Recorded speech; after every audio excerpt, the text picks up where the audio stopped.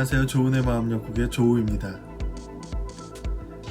양극성이라는 단어는 상반된 두 지점을 의미합니다. 양극성 장애를 앓고 있는 전 세계 수백만 명에게 삶은 두 가지의 서로 다른 현실로 나뉩니다. 즐거움과 우울함으로 말이죠. 조울증에는 여러 가지 종류가 있지만 몇 개만 살펴보겠습니다. 양극성 장애 1형의 경우 극단적인 조증과 우울증이 나타나는 데 반해 2형의 경우 우울증 증세가 장기간 이어지는 가운데 1형보다 경미한 조증이 짧게 나타나는 형태를 보입니다. 감정 상태가 시소를 타는 것처럼 오르락 내리락 하는 사람이라면 건강한 삶에 필요한 균형을 찾는 게 불가능하다고 느낄 수 있습니다. 1형의 극단적인 케이스는 조증으로 알려져 있는데 사람을 과민 상태에서 통제 불능까지 이르게 합니다. 중조증은 평범하게 기쁨을 느끼는 정도를 넘어서는 것으로 여러 가지 문제의 증상을 일으킵니다.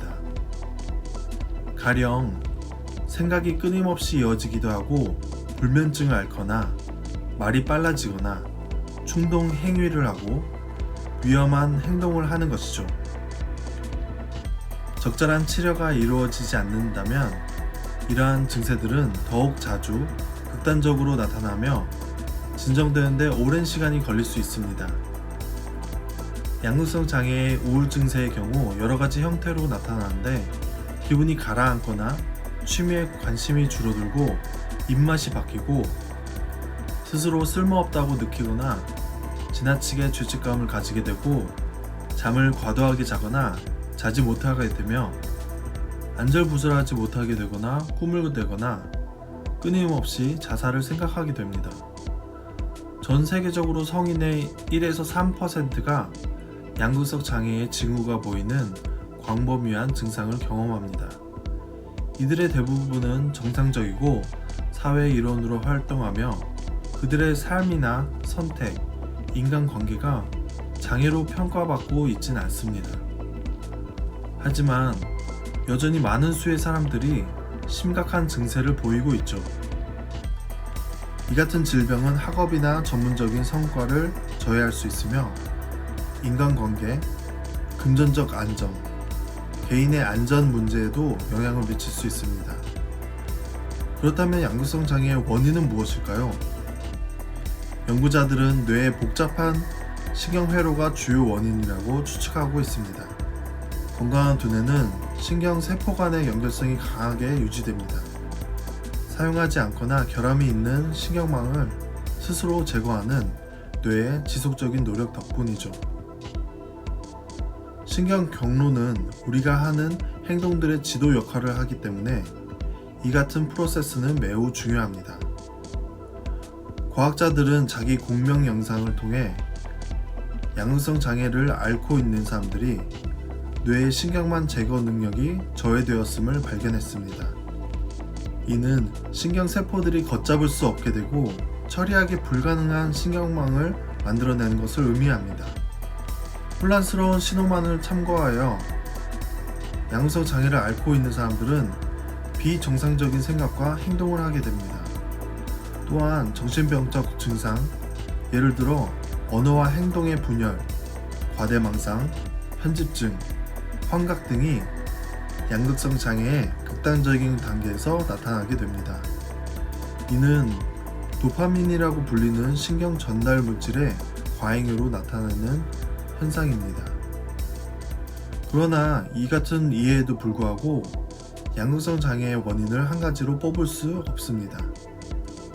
현실에서는 복잡한 문제이기 때문이죠. 뇌의 편도체는 사고와 장기 기억, 감정 처리와도 연관되어 있습니다. 뇌의 이 부분에서는 유전학적으로나 사회적 외상 등 다양한 요인들로 인해 비정상적인 사고를 만들어내고 양극성 장애의 증상을 유발합니다. 이러한 증상은 가족력으로 발생하는 경향도 있으므로 유전학과 관련이 있음을 알 수 있습니다.